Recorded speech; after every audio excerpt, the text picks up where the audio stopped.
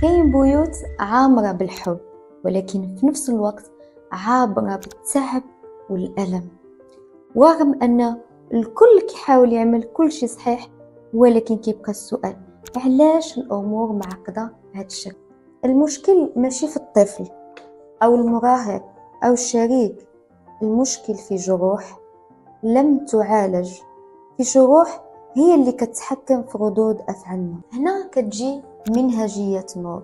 منهجية نور ليست فقط لعلاج المشاكل السلوكية عند الأطفال، هي أيضا منهجية حياة. أولا كتساعد الأم كامرأة لفهم مشاعرها، لفهم ضغوطاتها، وأيضا لفهم الجروح التي تتحكم في ردود أفعالها.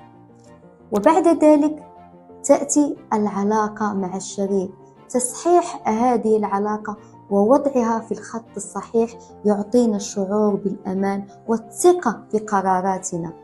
وأخيرا تأتي منهجية نور لتكون منهجية حياة، أسرة تشعر بالأمان وتشعر بالحب وأيضا الانسجام.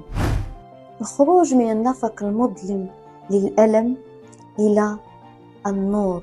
منهجية نور كتساعدك باش تخرج من هذا النفق هذا، وكتخد بيدك خطوة بخطوة نحو تحقيق المراد، ألا وهو أسرة آمنة، حياة سعيدة ومطمئنة. لمعرفة المزيد عن منهجية نور يكفي إرسال كلمة نور في التعليق وسيصلك رابط التسجيل.